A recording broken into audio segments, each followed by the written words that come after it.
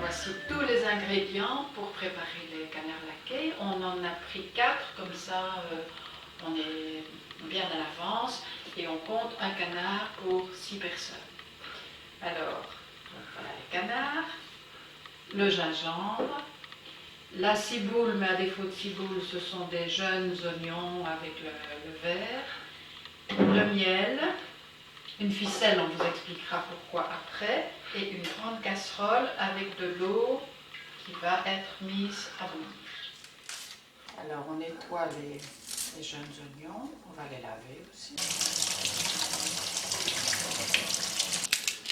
Alors on épluche le gingembre, il y en a un peu trop, là je ne prends que la moitié.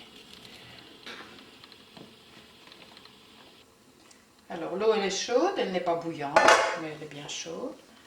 On met le gingembre, les oignons et le miel.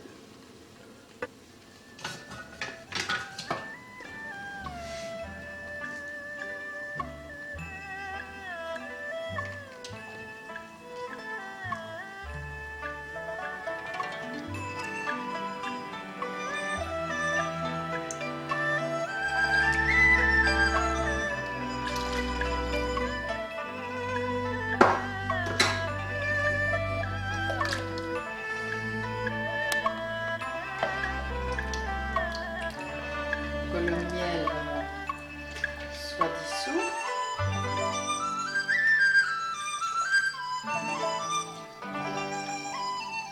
Et amener le tout à l'ébullition.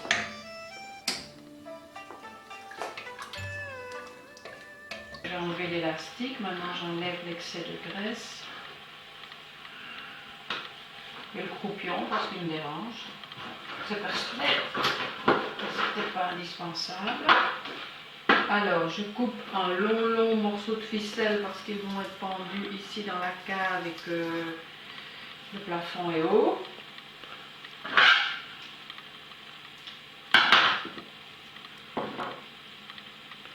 Voilà, et j'attache le canard par les ailes.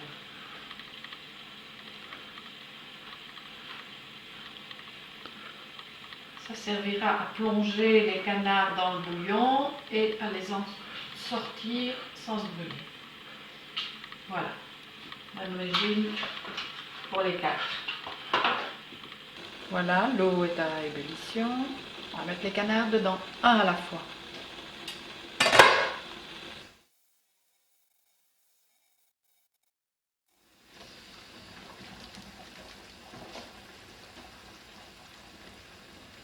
Alors on le maintient bien dedans parce qu'il a toujours envie d'en sortir, jusqu'à ce que l'eau revienne vraiment à ébullition. Donc on en approche.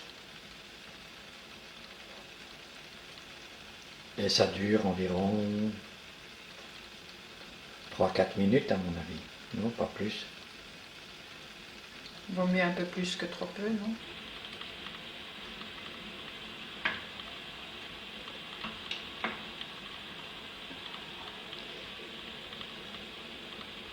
Et hop. Et de 2.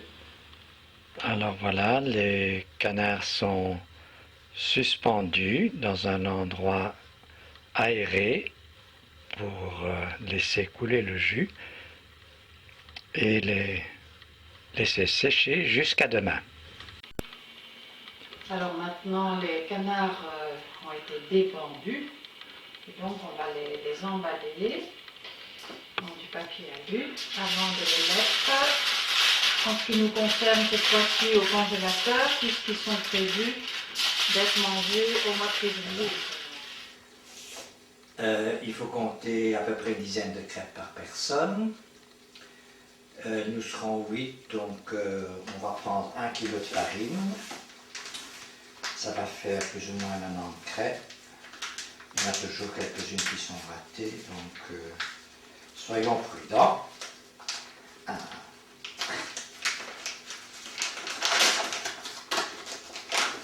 Voilà, 1 kg de farine. Et c'est la farine, obligatoirement la farine Francine normale. Voilà. Hein? C'est celle qui va le mieux. Francine pour l'usage. À cette farine, on fait un petit pli au milieu et on va incorporer grosso modo 8 à 9 décilitres d'eau bouillante. Les décilitres, ils sont où?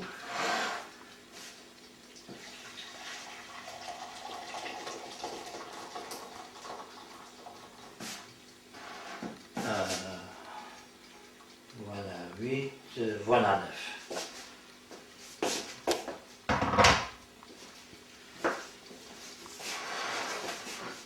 Que l'on verse dans le petit puits. Ah, j'en gaspille un peu.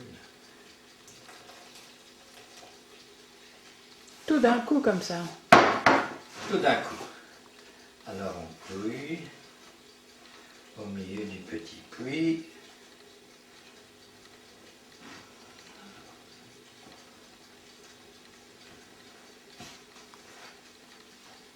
Avec une cuillère en bois, parce que comme c'est bouillant, c'est fort chaud. On manipulera cette farine avec les mains quand ça sera un peu refroidi. Voilà, la température commence à être suffisamment basse pour pouvoir la prendre en main. Oui, ça va.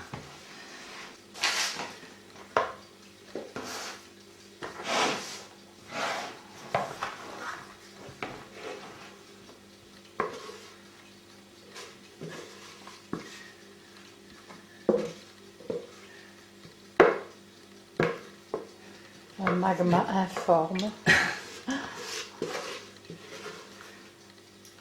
Et il faut la pétrir comme si on faisait du pain.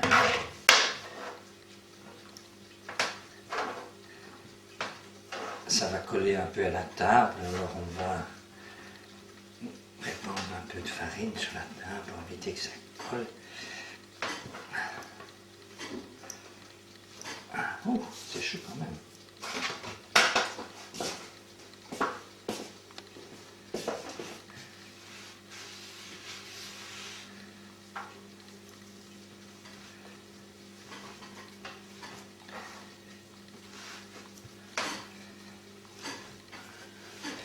Et il faut pétrir ça pendant 4-5 minutes. Là. Enfin, il faut voir la consistance, quand ça c'est une consistance correcte. Normalement, il faut compter 4-5 minutes.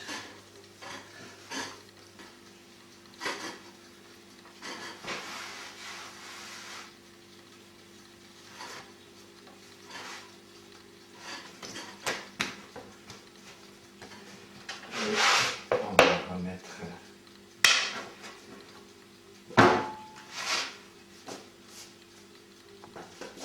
remettre dessus une serviette unie, bien mouillée, et on va laisser reposer ça pendant une bonne demi-heure. Après une demi-heure, je vais rechercher la pâte. Après avoir mis un peu de farine sur la table pour éviter justement que ça colle. Et il faut recommencer à pétrir. C'est un travail d'homme, ça, pétrir. Hein? Pendant combien de temps? Normalement, c'est 5 minutes. Encore? Encore 5 minutes, mais c'est pas une règle stricte. Du moment que elle a une bonne consistance, c'est bon. Parfois, c'est en dessous de 5 minutes. Voilà, j'ai l'impression que j'ai mis un peu trop d'eau, l'eau chaude que j'ai mise tout à l'heure, alors elle colle un peu, donc il faut rajouter de la farine et pétrir. Oui, elle a tendance à coller, c'est pas bon ça. Ah, mais c'est réparable. Hein? C'est moins collant? Oui, ça commence. Mais tu as rajouté beaucoup de farine quand même, il y avait Oui, vraiment beaucoup d'eau.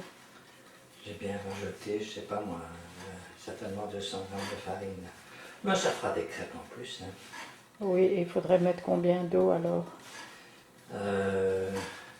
Ben, j'ai peut-être Mesuré mis large, 900, ben, à mon avis 812, ça aurait été suffisant. Il faut que la pâte soit bien élastique et ne colle pas. Ni au doigt, ni à la table. Oui, à la table, ça colle toujours un peu. Mais c'est pas trop. Ça va aller. Et un morceau. Voilà, on va faire des crêpes avec ce morceau. On va mettre le restant à l'abri. Et tu as pris quoi? Un tiers, un quart? Un tiers à peu près. Un tiers, un quart. Oui. Et on le met à l'abri sous la toile vide. Puis on va nettoyer la table. Parce qu'il reste des morceaux qui ont collé. Alors après avoir nettoyé la table, en mettant un peu de farine sur la table et on va rouler cette pâte pour Une grande plaque? une grande plaque, oui, mais d'une épaisseur de, disons, 3-4 mm. C'est ce qu'il faudrait viser.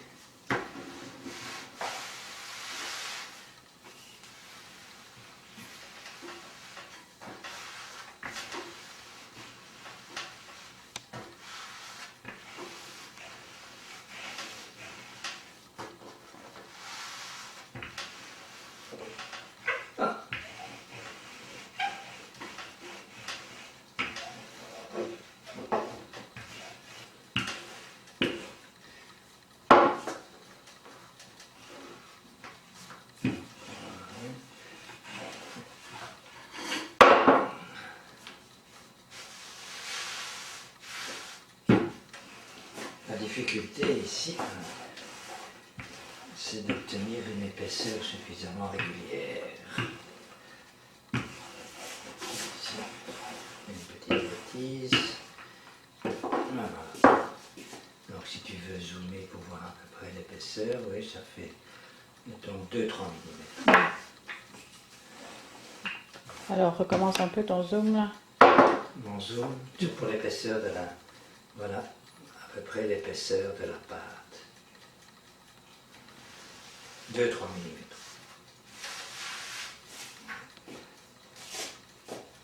Puis avec, je ne sais pas comment ça s'appelle cette affaire-ci, c'est pour faire des ronds de pâte. On découpe les ronds. Il a combien de diamètre ton engin? Alors c'est un rond qui fait grosso modo 7 cm de diamètre.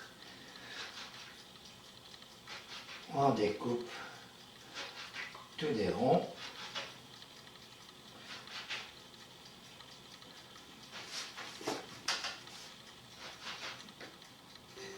C'est le maximum que je sais faire là-dessus. Puis on aligne les ronds l'un à côté de l'autre.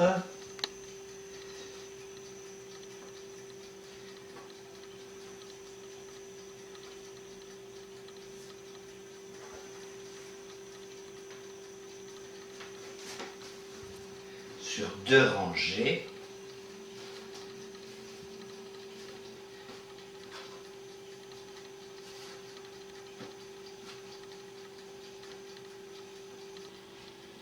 La pâte qui n'a pas été utilisée pour faire les ronds, on la repétrit un peu.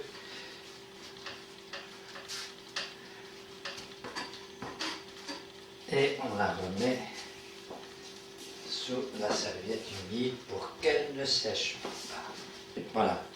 On prend de l'huile de sésame et on verse quelques gouttes d'huile sur les ronds de pâte.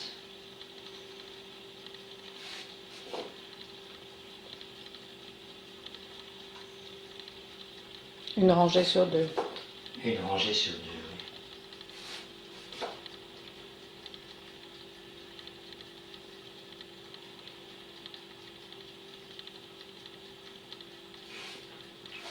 Voilà l'huile.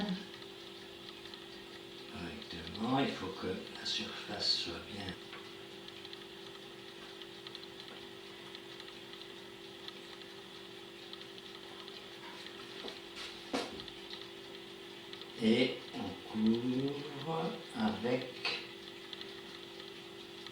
le petit rond qui se trouve à côté.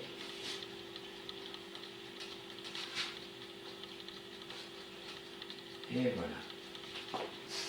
Pendant ce temps-là, il y a la crêpière de Mamine qui chauffe.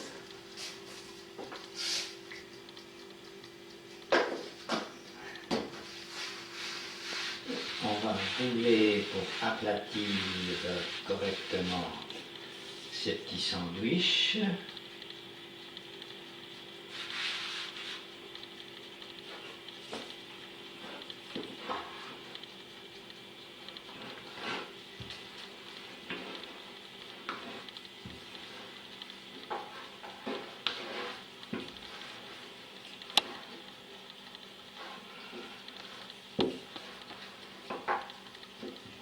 Et voilà, une crêpe de prête.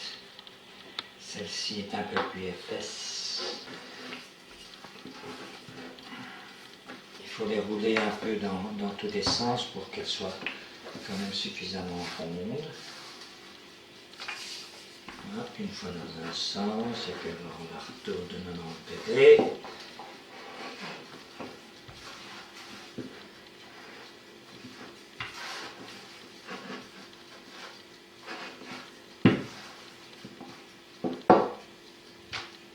Voilà. Je prends les crêpes et je les dépose sur la crêpière. 4 en général.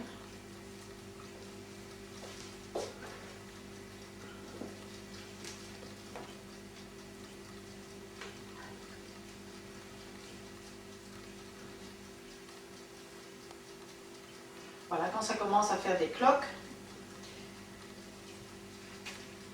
je la retourne.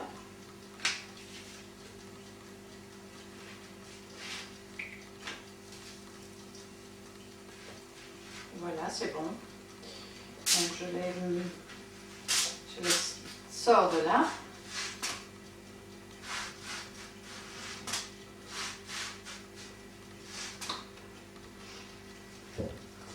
Je mets les suivantes. J'ai préparé un papier d'aluminium et, comme par magie, il y a les 2 crêpes, c'est un peu chaud, ça brûle un peu les doigts. Chacune se sépare en 2. On peut attendre que ce soit un peu moins chaud. Hop.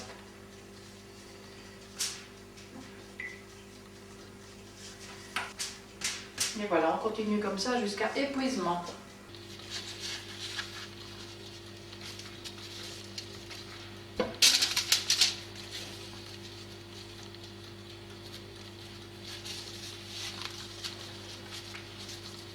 Et quand il y en a 20-25,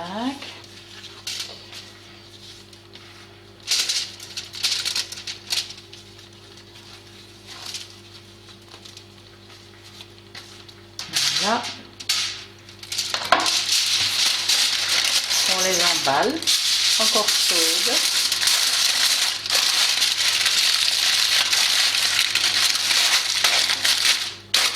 Et on recommence à paquet suivant.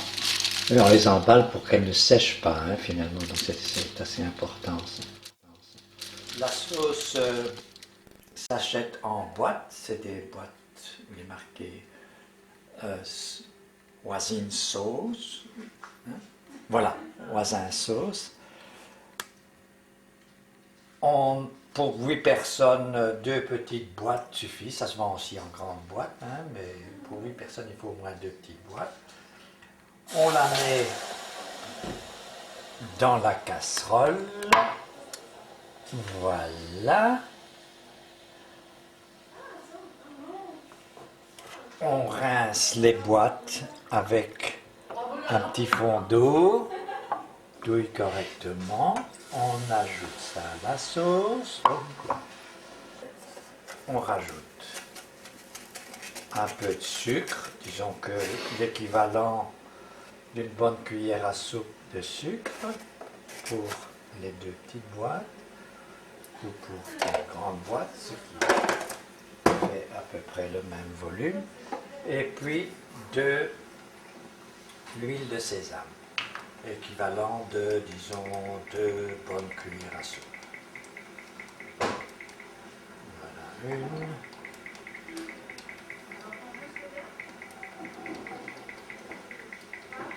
Voilà 2. Comme j'aime bien l'huile de sésame, j'en rajoute. Voilà.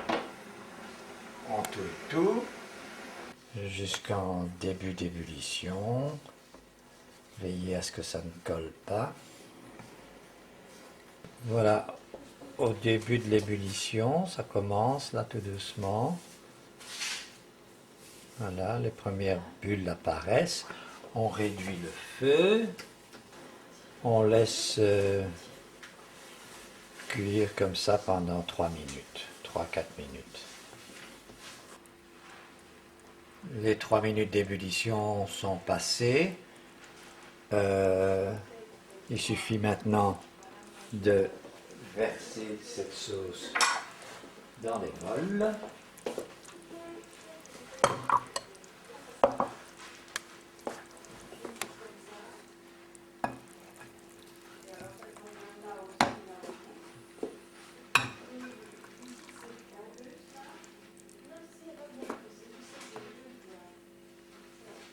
Voilà qui est fait, et de les laisser refroidir. Laissez refroidir ça gentiment. Reste à préparer les oignons qui seront utilisés pour étaler la sauce sur les chais. On va les disposer, tous les petits bâtons d'oignons, sur une assiette, voilà. Donc ça va prendre à peu près cette longueur-là. Voilà là. On va chercher à faire des morceaux de façon à pouvoir les étaler.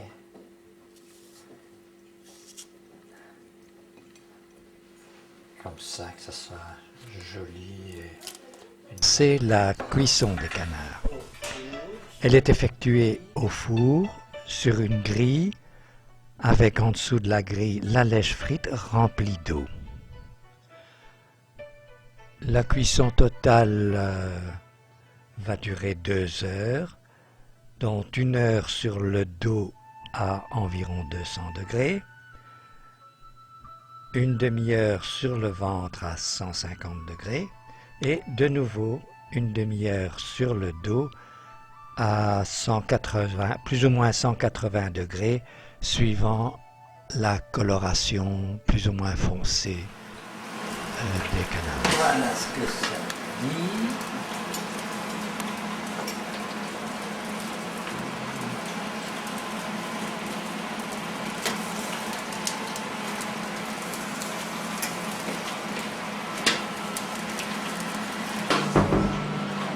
Oh là, tu sais prendre la planche, hein? C'est plutôt un artiste, un designer, un type très connu pour les designs, je sais pas. À peu près. On a un beau morceau là. Hop, un là.